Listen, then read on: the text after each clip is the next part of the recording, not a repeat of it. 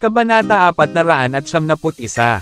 Ginoo Nicholson, sagana ba ang mga gemstones dito? Tumingin si Isaiah kay Bruce at nagtanong. Agad namang tumango ang huli.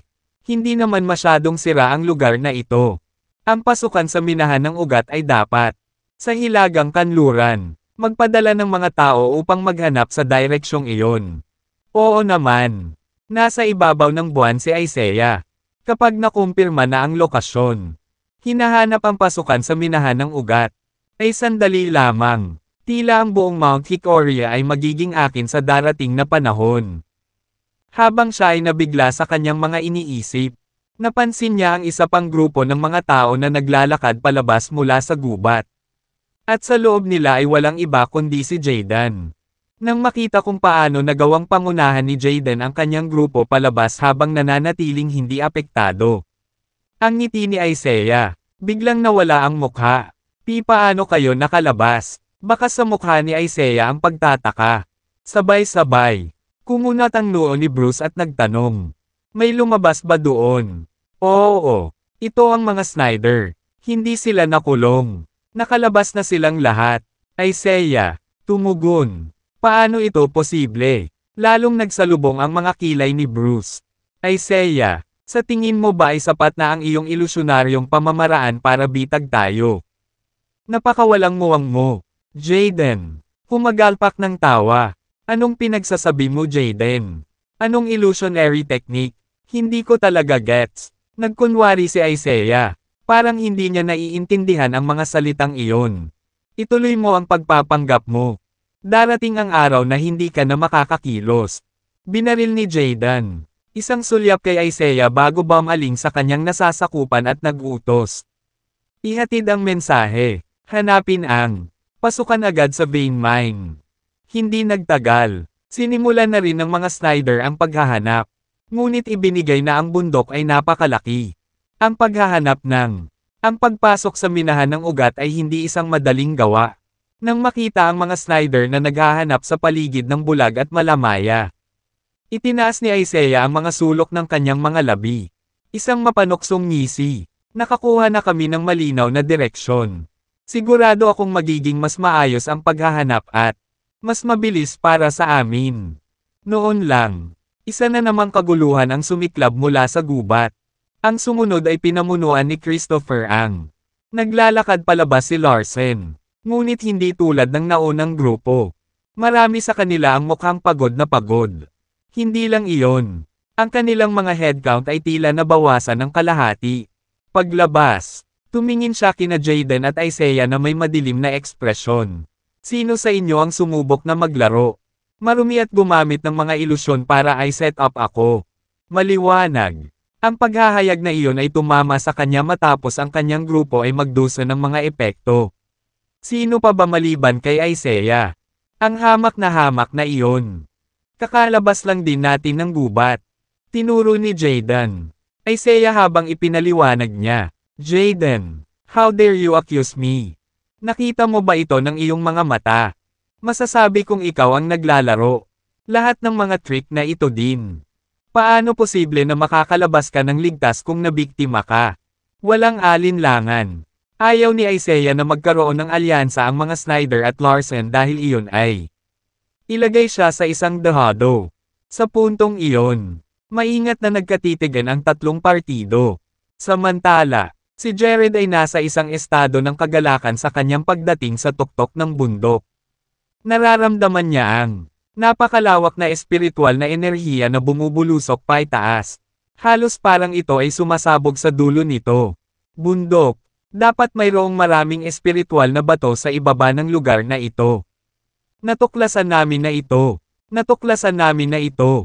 Ang isa sa mga Ferguson ay biglang sumigaw sa tuktok ng kanyang mga baga. Sa pagkakataong iyon, tumakbo ang lahat sa direksyon kung saan narinig ang boses. Ang paningin na naging nakikita ay iyon. Miyembrong nakahawak sa isang piko at nakatayo sa harap ng isang maliit na siwang na may diameter na mas mababa sa 1 metro. Dahil madilim na ang siwang, walang nakakakita kung ano ang nasa loob.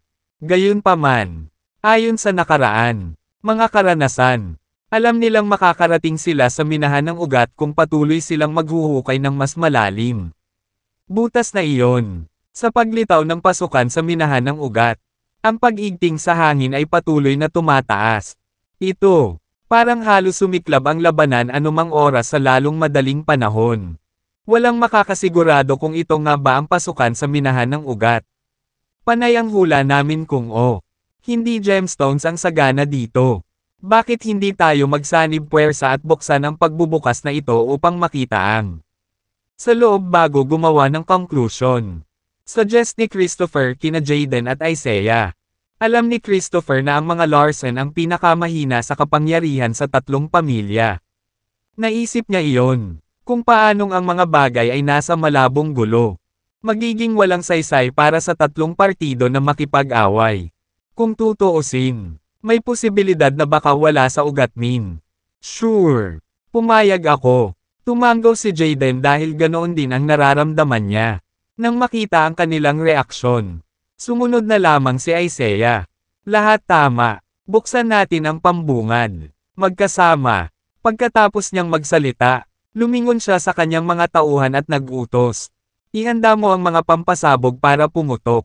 Pasukan. Samantala, binabantayan ni Jared ang kalagayan ng tuktok ng bundok. At nang marinig ito, ang mga utos ni Isaiah, agad siyang sumugod at hinimok. Hindi mo magagawa iyan. Ang tuktok ng bundok, baka gumuho kung pasabugin mo ang pasukan. Dahil masasabing buwang ito sa ilalim ng tuktok ng bundok. Alam ni Jared ang mapanirang epekto mula rito. Ang pagsabog ay bubuo sa loob ng bundok at magre-resulta sa pagbagsak. Sa isang sulyap sa lalaki, malamig na sinabi ni Isaiah. Ano ang alam mo? Nagmina kami sa loob ng maraming taon. At, yan ang lagi naming ginagawa. Umalis ka na sa paningin ko. I'll settle scores with you kapag bumaba na ako sa mga bundok. Walang pumapansin sa mga sinabi ni Jared. At sa isang kisap mata ay may mga pampasabog na nakalagay sa venue. Sa sumunod na segundo, umalangaw-ngaw sa hangin ang isang tunog na nakakasakit sa tainga. Ang butas, na may 1 metro lang diameter, ay agad na naging isang higanti. Nanatili ang kadiliman sa loob ng butas. Gayunpaman ang ingay ng banggaan ng mga bato ay medyo maliwanag. Dapat galing yan sa mga graba pagkatapos ng pagsabog. Tere na at tingnan natin ng mabuti. Isaiah, iminungkahi. Ang isang biglaang pagkakasunod-sunod ng mga pagyanig na parang lindol ay naging maliwanag ng maghanda ang tatlo. Humakbang papasok. Iniwan nito ang lahat ng naruroon na labis na nagulat na sila ay nagmamadaling sumure-sure ng ilang hakbang paatros.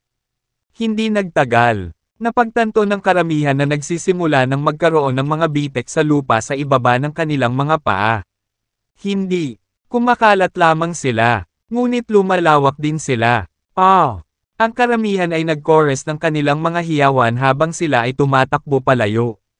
Mabilis na gumanti. Hinawakan ni Tessa si Jared. Siya lang ang taong pinagkakatiwalaan niya sa puntong iyon. Tulad ng marami pang iba, si Dominic ay nagmamadali para sa kanyang buhay. Ngunit hinayla siya pabalik ni Jared at napabulalas. Tumigil ka, tumatakbo, hindi ka makakatakas. Hawak kina Tessa at Dominic. Tumalon si Jared sa lupa ng walang babala. Sa dakong huli, ang kabuuan, ang tuktok ng bundok, na kasing laki ng ilang football field, ay bumagsak pagkatapos ng malakas na dagandong. Siyempre, ang lahat ay bumulusok sa loob ng sabay-sabay dahil hindi sila makapag-react sa oras sa biglaang pagbagsak. Sa kabutihang palad, ito ay ilang metro lamang ang lalim. At sa gayon ay walang nasawi. Ilang miyembro lang ang nagkaroon. Nagtamo ng mga pinsala matapos matamaan ng mga higanteng bato. Tingnan mo. May Imperial Jade. Oriental Jasper. Oriental Jasper iyon. Naipit sa napakalaking hukay na iyon. Napansin ng karamihan ang napakaraming mga bato na lumalabas sa lupa. Ang mga kulay ay napakaliwanag at masarap na kahit sino ay makakakita sa kanila nang hindi nangangailangan ng anumang mga tool at kagamitan. Hahaha. Yayaman na tayo. Ang lugar na ito ay talagang isang minahan ng ugat na puno ng mga gemstones. Napakaganda. Nang makita ang mga gemstone sa paligid niya, si Isaiah ay nagsimulang tumawa ng baliw. Natuwa rin sina Jaden at Christopher. Mas mahalaga ang lugar na ito kaysa sa gintong bundok. Habang ang iba ay natulala sa mga nakamamanghang hitsura ng mga gemstones na iyon. Ang kay Jared, nabaling ang atensyon sa isang hindi kapansin-pansing bato na halos kasing laki ng kamao. Na may pagkakahawig sa isang cobblestone. Ang napakalawak na espiritual na enerhiya na nagmumula sa mga bato ay sumasakop sa buong lugar. Hindi nakaranas, gayong kababalaghan. Ibinuka ni Jared ang kanyang mga braso at isinubsob ang sarili sa kapaligiran sa pagtatangka. Ilabas lahat ng energy sa kanya. Ilang saglit sa kanilang pananabik. Mabilis na binuksan ni na Jaden, Christopher, at Isaiah ang kanilang alert mode. At maingat na tumingin sa isa't isa. Jaden, Christopher, ako ang nakahanap ng pasukan. Logically speaking, dapat simulan ko muna ang pagmimina. Ngunit dahil nandito rin kayo, hahayaan ko kayong dalawa na magkahiwalay sa pagitan ng mga minahan na mayroon ako sa labas ng Mount Hickory. Bukas palad na sabi ni Isaiah kina Jaden at Christopher. Total bullshit yan. Isaiah, ang pasukan ay ang resulta ng pagbagsak. Paano mo maiuugnay ito sa iyong mahirap na trabaho? Hindi na napigilan ni Jaden ang sarili at nagsimulang magmura. Hindi gumaling si Christopher habang tumigas ang kanyang ekspresyon. Eksakto. Paano mo makukuha ang lahat ng Freddy? Kung ganoon, ano ang gusto niyong dalawa? Puno ng pananakot ang mga mata ni Isaiah habang nakakunot ang kanyang noo. Magkasama, biglang tumahimik si Christopher. Alam niyang wala siya sa lugar para magpahayag ng anumang opinyon mula noon. Itinuturing na pinakamahina sa kanilang tatlo. Sa kabilang banda, simpleng sulyap ni Jaden kay George. Nang makatanggap lamang ng tango mula sa huli. Kumpiyansa ba siyang nagyabang? Ngayong lumabas na ang pasukan ng minahan. Dapat tayong magpasya kung sino ang simula ng pagmimina batay sa kakayahan ng taong iyon. Ayos lang Jaden. Huwag mong pagsisihan ang sinabi mo. Hindi rin nagpatalo si Isaiah sa paligid ng palumpong. Sa pagsang-ayon, lumingon siya kay Bruce at binigyan siya ng magalang na yumoko. Ginoo, Nicholson, umaasa ako sa iyo ngayon. Makatiyak ka, Mr. Ferguson. Isang apoy ang unang nag-apoy sa palad ni Bruce ngunit napatay sa loob ng ilang segundo. Dahil dito, isang siksik na layer ng napuno ng usok ang lugar. Parehong pakulo na naman. Hindi uobra sa akin ang walang kwentang ilusyonaryong pamamaraan na iyon. Isang malamig na buntong hininga si George at sinabi, Daxton, pumunta ka at turuan mo ng leksyon ang matandang iyon. Nakuha ko. Sa sandaling umalangaw-ngaw ang mga salita ni Daxton.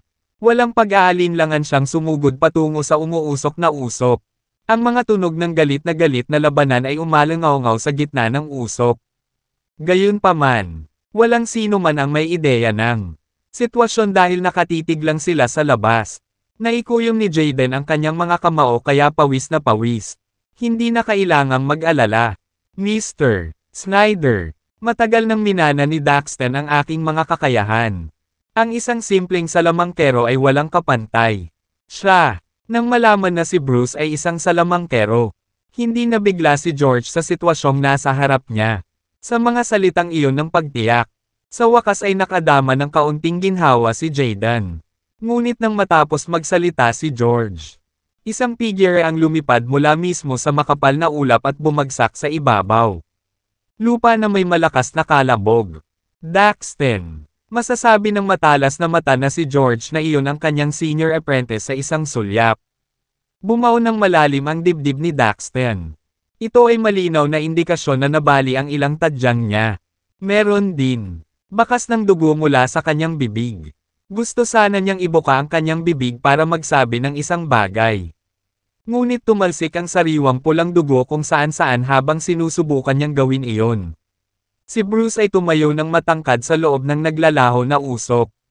Na may mga shade sa kanyang mukha at ang kanyang mga kamay ay nakasukbit sa likod.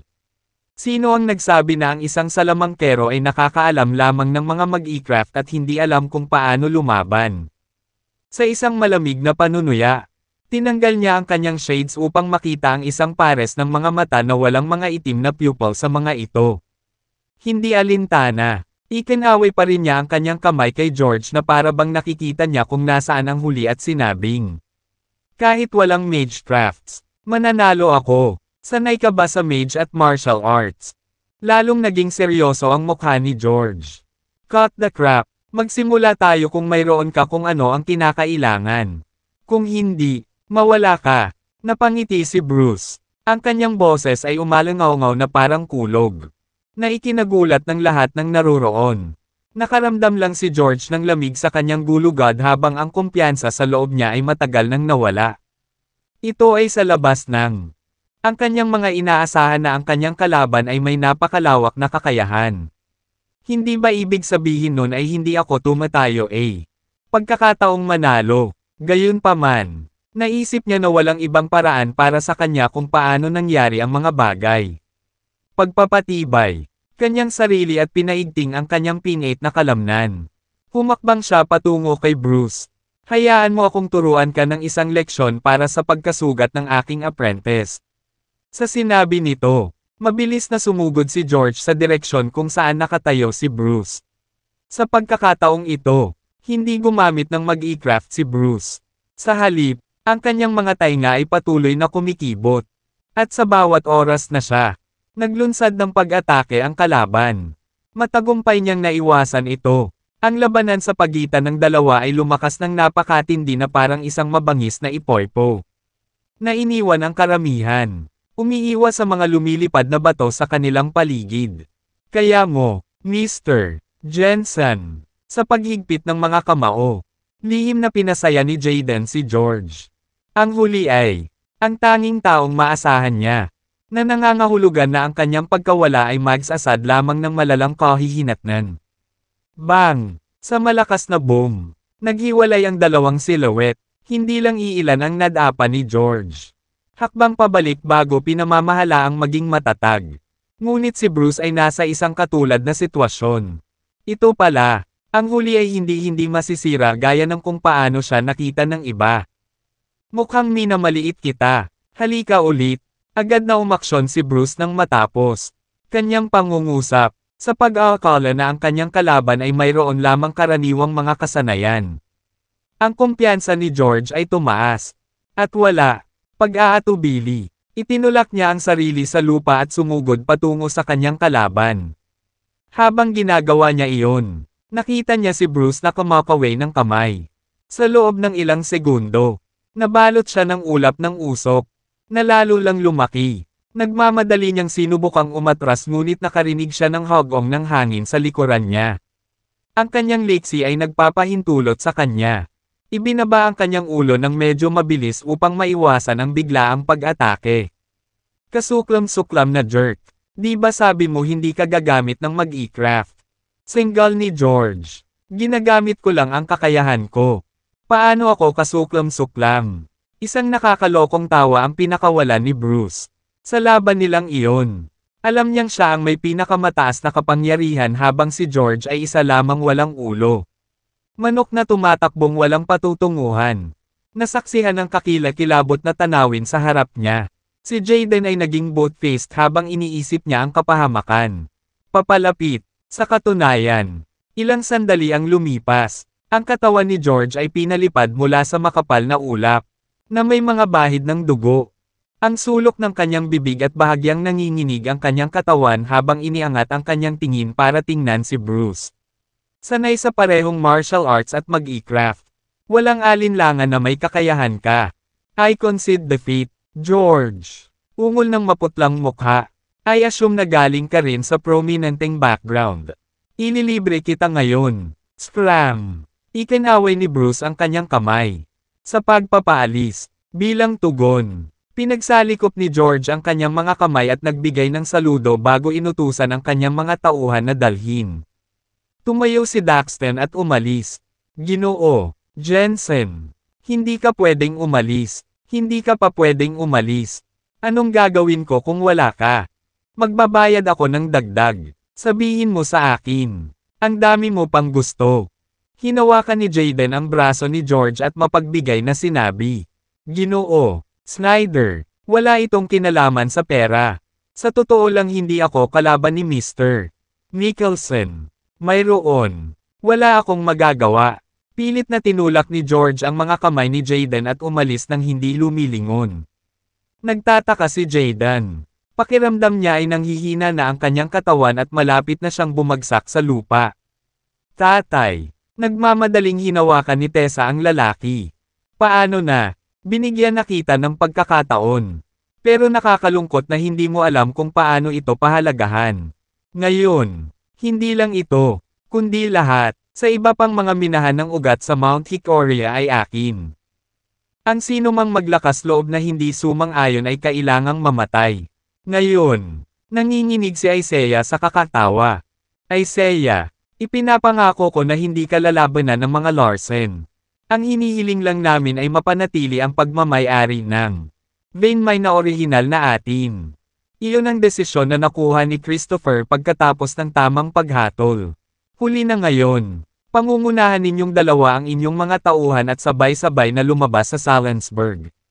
Ayoko makita, kahit sino pa, maliban sa mga Ferguson, ang nagmimina dito. Si Isaias ay nagpahayag ng matagumpay na may paghamak. Nakasulat sa buong mukha niya. Huwag mong ipilit ang swerte mo. Isaiah, si Christopher ay namumula sa galit. Bakit? Kahit gawin ko yon. Anong magagawa mo? Gusto mo rin bang magsimula ng away? Sinaman ni Isaiah nang tingin si Christopher. Ang kay-abangan sa loob ng una ay umabot na sa rurok nito. Isaiah, kahit mamatay ako, hindi ako aalis sa Salensburg. Isasama kita kung kailangan ko. Napangisi si Jaden. Ngipin habang namumuo ang galit. Pagkatapos, humarap siya kay Christopher at sinabing, Chris, magsanib puwersa tayo. May tiwala akong malalampasan natin. Isayas kasama ang ating pinagsama-samang kapangyarihan. Kapag nangyari iyon, hahatiin natin ng pantay ang mga mina ng ugat. Nang makita kung gaano ka nga si Isaiah, agad na tumango si Christopher. Talaga, gawin natin yan. Sa kabila ng panunood ng kasunduan para sa isang collaboration sa pagitan ng dalawa. Hindi pinansin ni Isaiah. Umalis na ang ekspertong dinala ni Jaden. Gaano pa kaya siya kalakas? Dahil humihingi kayong dalawa ng kamatayan. Huwag ninyo akong sisihin sa aking kalupitan. Isang nakamamatay na layunin ang sumilay sa mga mata ni Isaiah. At sa sandaling igalaw niya ang kanyang braso sa hangin. Ang mga dalubhasang dinala niya ay mabilis na sumugod. Habang dahan-daang ginagalaw ni Bruce ang kanyang mga daliri. Mga guhit ng ang itim na usok ay nagsimulang umalangaw-ngaw patungo sa mga Larsen at sa mga Snyder. Pagkatapos nila, patayin silang lahat, sisingilan. Napuno ng hangin ang mga dagandong ni na Christopher at Jaden. Alam nilang seryosong bagay ito. Kanilang kaligtasan. Kaagad, isang matinding labanan ang naganap sa pagitan ng dalawang grupo ng puwersa. Ang halos 2 metro, sa taas na napakalaki na lalaki, na dinala ni Christopher, agad na tumungo kay Bruce. Ang humongous figure ay parang burol. Insolent tanga. Sa tapat ng bundok na iyon ng isang lalaki. Biglang kumislap ang mga mata ni Bruce. Kapalit ng kaputian na. Ang liwanag sa kanyang mga mata ay nagpakita na hindi siya kailanman bulag.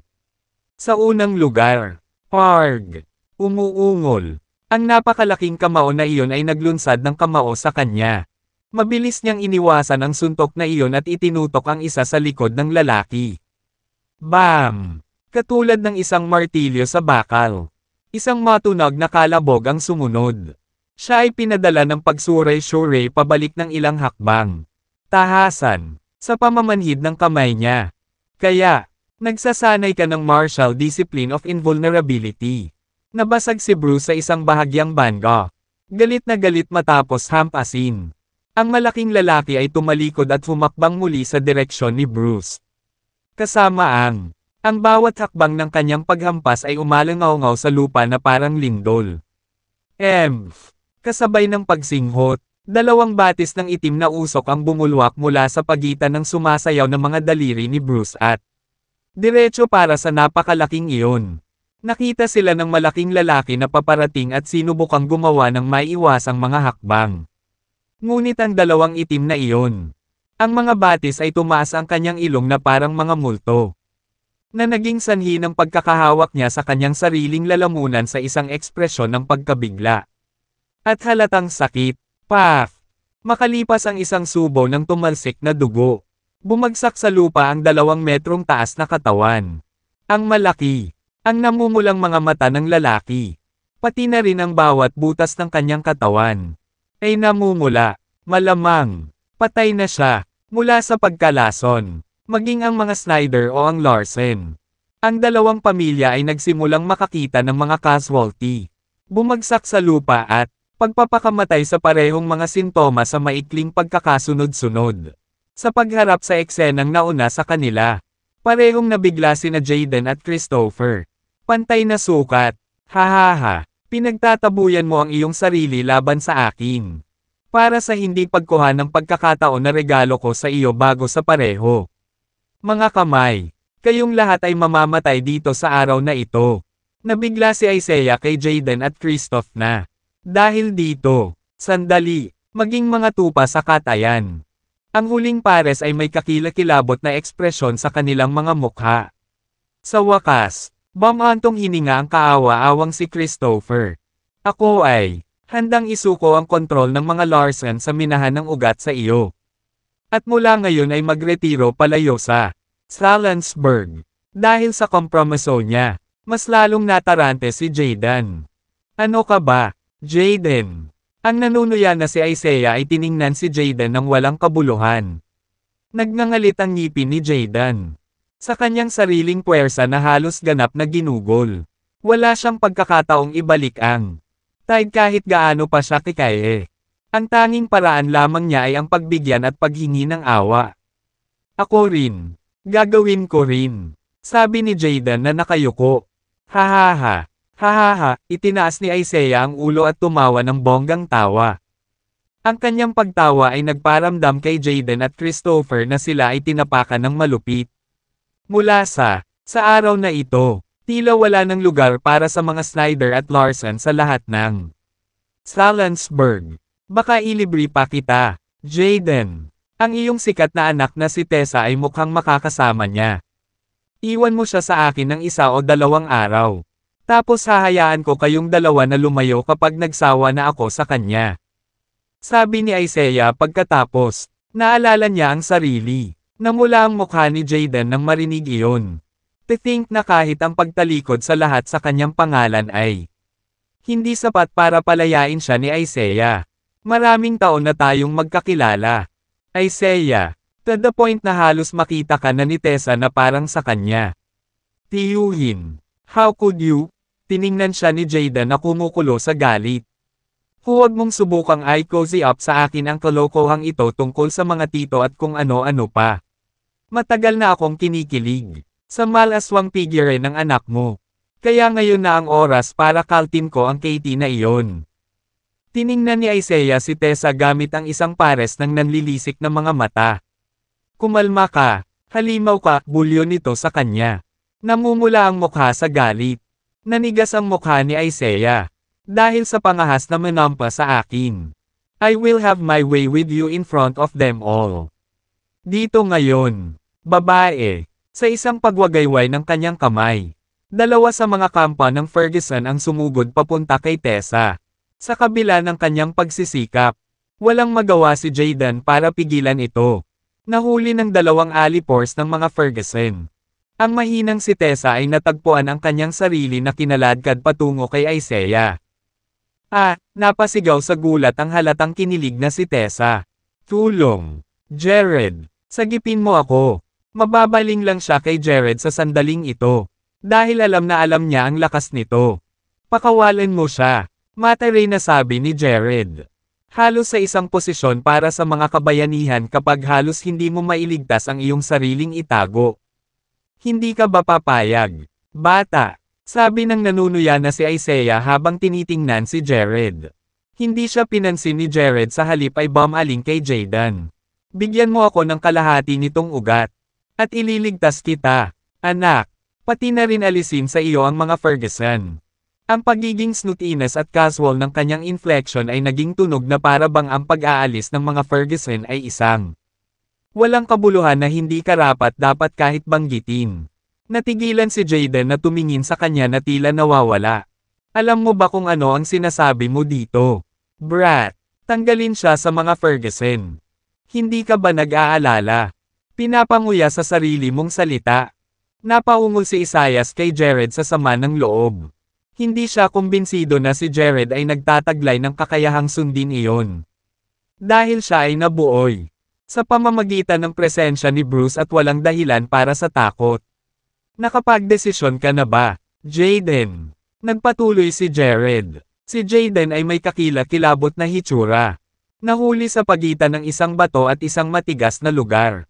Kung papayag siya sa hiling ni Jared at kung ang huli ay mapatunayang mas nangingibabaw kaysa sa kanya. Sulit sa pamamagitan ng pagpapakamatay sa sarili. Lahat ng pamilya Snyder ay kailangang makipaglaban sa kapalaran ng kabuuan. Pagpuksa, gayunpaman. Kung siya ay tumanggi, Jaden ay hindi maaaring mabuhay sa kanyang sarili makita tesa solid sa mga kamay ng si Isaiah din. Bukod sa paglingon sa akin. Mayroon ka bang ibang pagpipilian? Huwag ipilit ang iyong pag-asa sa ibang tao. Mabuting budi. Ninisya ni Jared nang makita ang kaba ni Jaden. Halika na, tatay. Agree to his terms, umiyak si Tessa. Kahit na naiintindihan niya ang kanyang ama. Reserbasyon. Nakita niya si Jared na nahuli ng bala sa kalagitnaan ng paglipad gamit ang sarili niyang mga mata. Hindi iyon. Isang bagay na maaaring tipunin ng sinumang karaniwang tao. Ginoo, ang kakayahan ni Chance ay higit pa sa nakikita ng iyong mga mata. Mr. Snyder, pinayuhan si Dominic kung sino. Sa puntong ito, hindi na niya mapapayagan ang kanyang sarili na malihis ng iba pang mga distractions. Ang bahagyang nag-aalalang si Jaden ay tumingin kay Tessa at sa wakas ay sumagot sa pagitan ng mga ngiping nagngangalit. Kung maaari mo, iligtas ang aking anak, Mr. Chance. Handa akong ibigay ang buong ugat ko sa iyo. Tulad ng sinabi ko, kalahati nito ang tinatanong ko. Wala nang iba pa. Dahil doon, nilingga ni Jared si Isaiah. Hayaan mo si MS. Snyder. At baka pag-isipan kung bigyan ka ng A. Maawang wakas. Hahaha. Nalinlang ka ba, brat? O nasisiraan ka na ba ng bait? Paano mo inaasahan na papatayin mo ako? Ang huli, shortled sa kaunting paggalang sa kanya.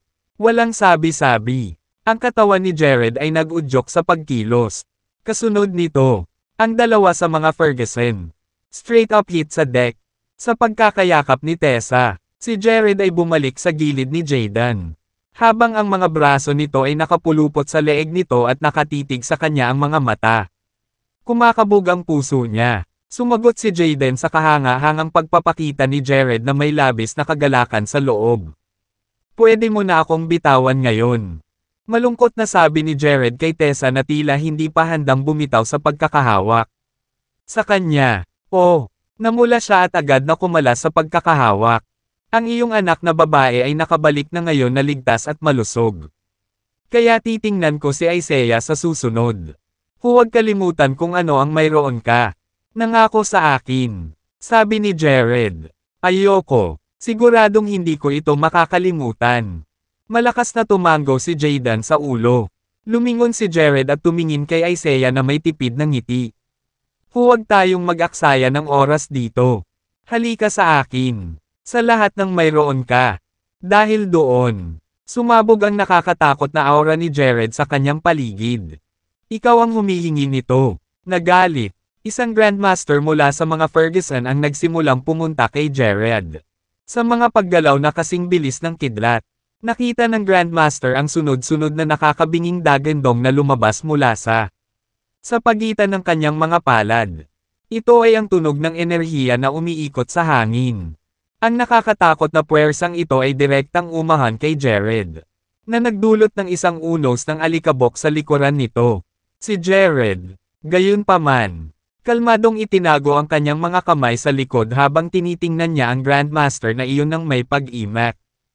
Ang pagka-zeness ni Jared ay nakita bilang isang napakalaking bahagyang sa view ng Grandmaster ng mga Ferguson. Sa pareho, pinalawak ang mga kamao. Ang nakakatakot na aura ng Grandmaster ay tumaas ng ilang beses at nababalot. Si Jared, na para bang sinadya niyang durugan ang huli. Masyadong mahina. Umiling si Jared bilang hindi pagsang-ayon. Sa susunod na segundo, binago ni Jared ang kanyang sarili sa epic enter ng isang napakalaking pagsabog ng enerhiya, na nag-mushroom out sa lahat ng direksyon sa isang simpleng tapikin ng kanyang kanang paa.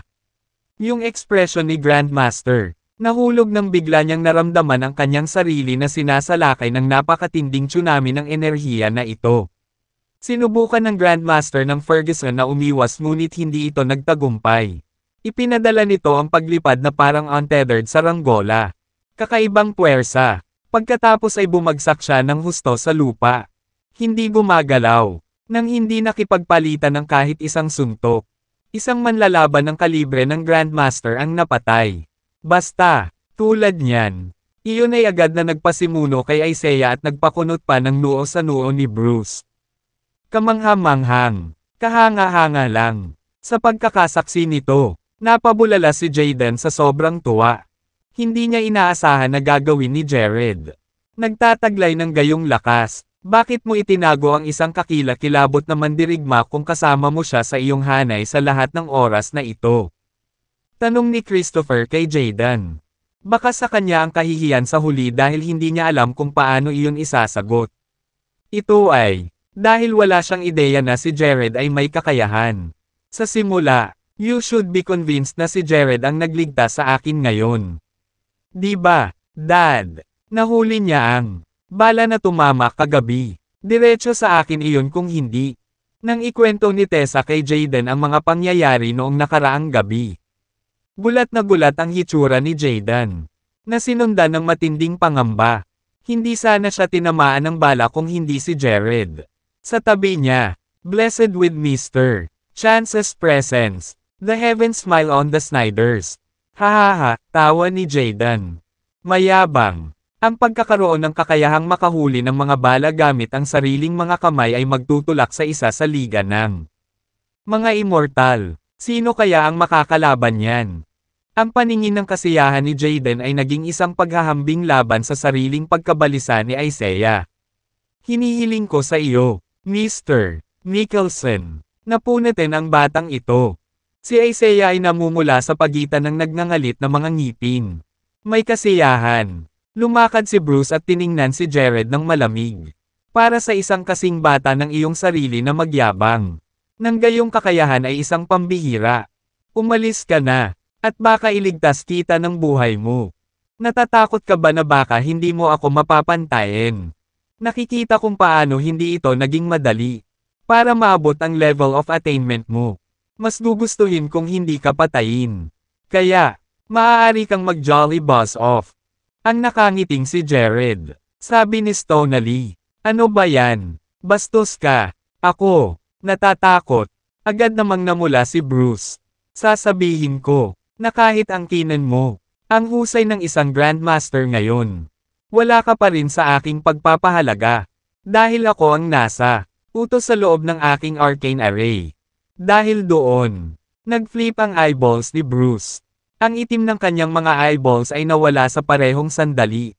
Lumingon siya. Pupils white minsan pa.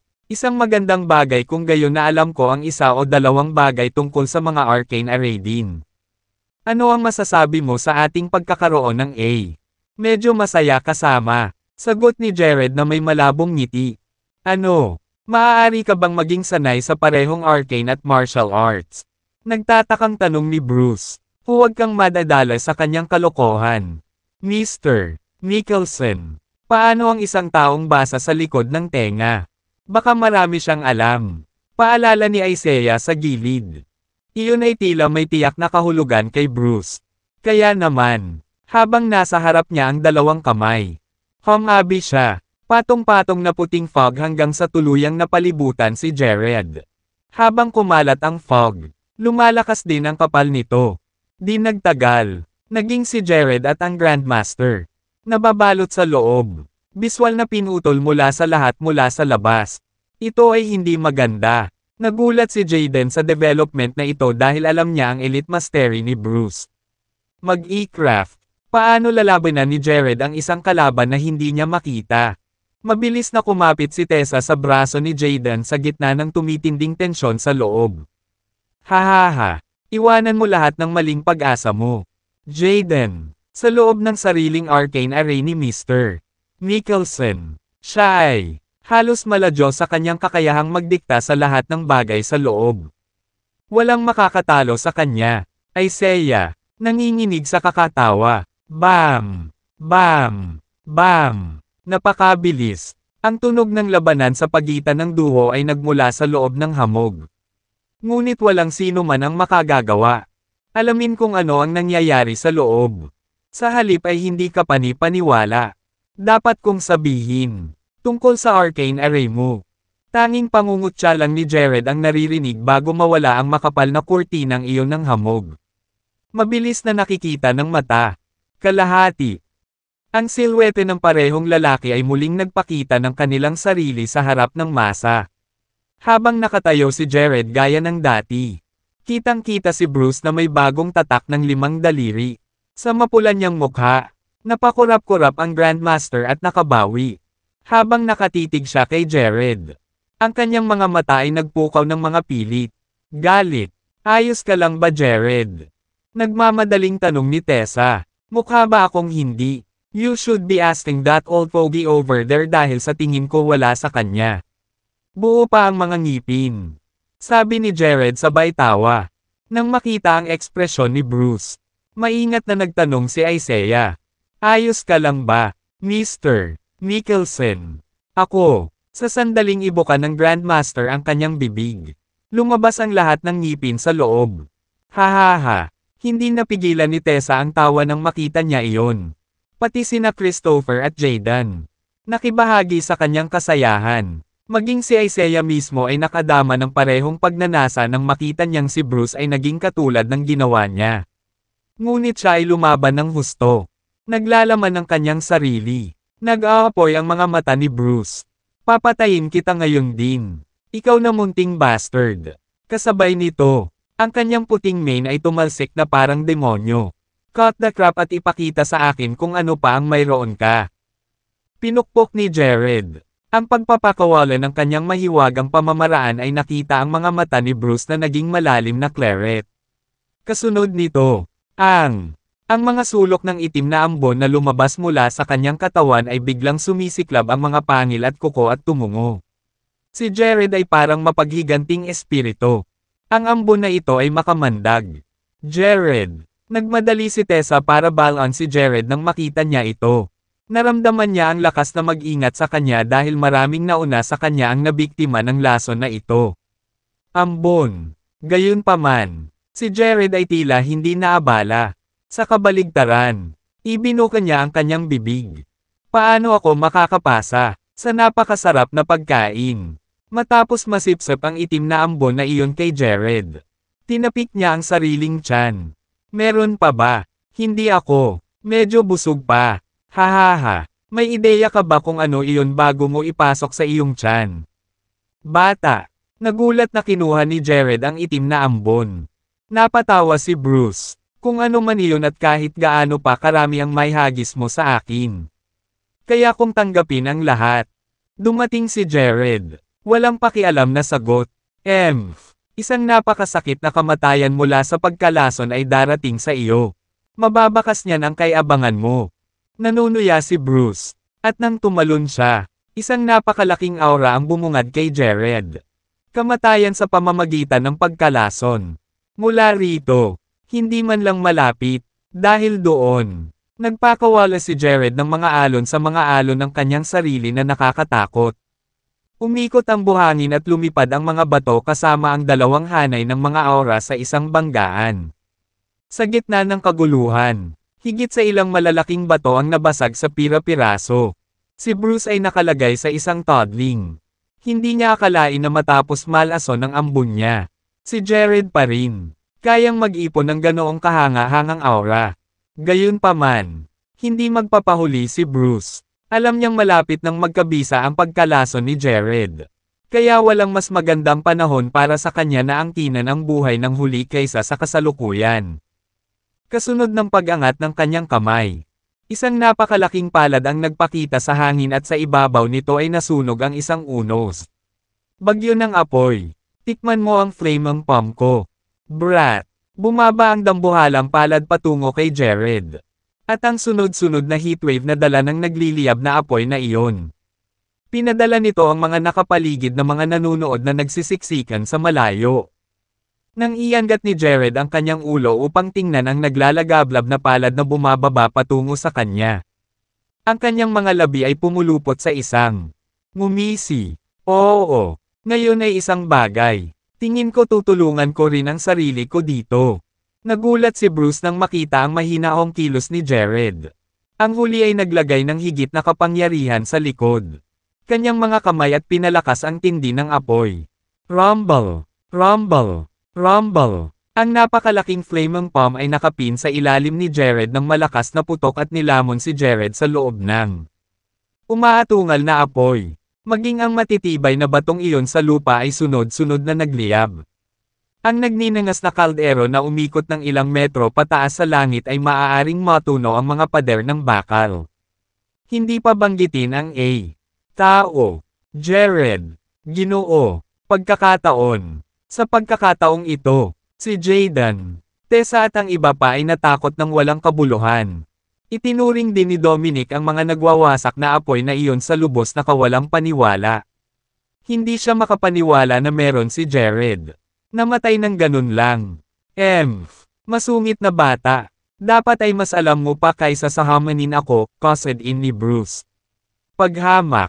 Tapos na, Jaden. Christopher. Kapag natapos na kita, lahat ng Salensburg ay magiging akin. Itinuring ni Isaiah. The duo with spogness all over. Naiwang mapula ang mukha. Sina Jaden at Christopher ay wala na sa lahat ng ilusyon. Sa kabaligtaran, napakagatlabi si Tessa. Hindi ako papayag na madungisan ako ng halimaw na ito. Tatay, ikinalulungkot ko para sa pagiging unfilial. Ngunit ako, maaari lamang umasa na makabawi sa iyo sa aking susunod na buhay. Dahil doon, sumugod si Tessa patungo sa isang napakalaking bato. Sa loob ng industriya ng entertainment sa panahon ngayon, ang isang malinis na dalagang tulad mo ay isang bihirang lahi. Habang naghahanda si Tessa na magpakamatay ay biglang umalangaw-ngaw ang boses ni Jared. Nang lumingon siya ng mariin sa direksyon nito, nakita niya si Jared na nakatayo doon na walang sakit. Kahit sa kanya, ang mga damit ay nanatiling malinis at buo. Ito, anong nangyayari dito? Hindi makapaniwala si Tessa sa sariling mga mata. Parehong nabigla ang iba. Walang sino man sa kanila ang makakaunawa kung paanong hindi makakasama ang gayong napakalaking apoy. Kahit ano kay Jared. Imposible. Imposible lang ito, habang nanlalaki ang mga mata. Napaungol si Bruce na parang baliw. Anong imposible dyan? Hindi ba itinuro sa iyo ng iyong tagapagturo na ang lahat ng bagay ay posible dito? Mundo. Umangat ang sulok ng labi ni Jared. Hindi ako naniniwala. Tumanggi akong maniwala na hindi kita mapapatay, sigaw ni Bruce at pagkatapos ay kumagat ng malakas sa kanya. Sariling daliri.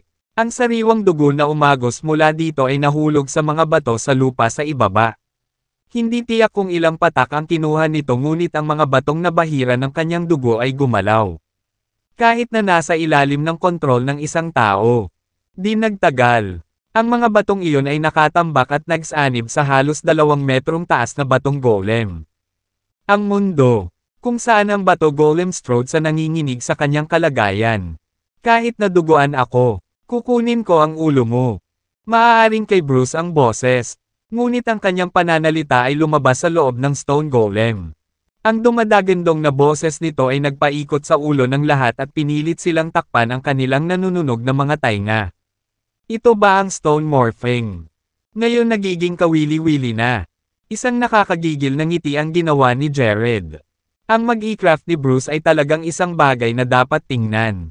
No wonder naramdaman ko ang daloy ng kanyang espiritual na enerhiya ay isang hiwa sa itaas ng iba. Ang batong golem ay umuugit patungo kay Jared. Isang hakbang sa isang pagkakataon. At sa bawat hakbang, ito ay nag-iiwan ng isang malalim. Siwang kung saan nadurog ang lahat ng bato sa ilalim. Ang lahat ng mga mata ay nasa animated na nilalang na iyon. Nakita sa nakatulala na katahimikan.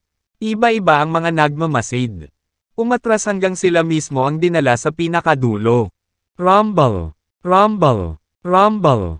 Nang maabot ng batong golem si Jared. Sinuntok nito ang huli ng napakalakas na nagbanta. Para wasakin ang buong bundok. Bilang tugon sa mabangis na pagsalakay ng batong golem na iyon. Ang sagot ni Jared ay pantay-pantay. Itinuon ang espiritual na enerhiya sa kanyang sarili. Inilipat niya ito sa isang globo ng liwanag sa paligid ng kanyang sarili.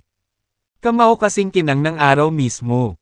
Boom! Sinalubong ni Jared ang kamao ng batong golem na iyon sa kanyang sariling kamao. Sa masa, gayunpaman, ang mga buko ng dating. Tila napakahina kumpara sa kanyang katapat. Maging ang buong pagkatao niya ay inano kapag nakapila.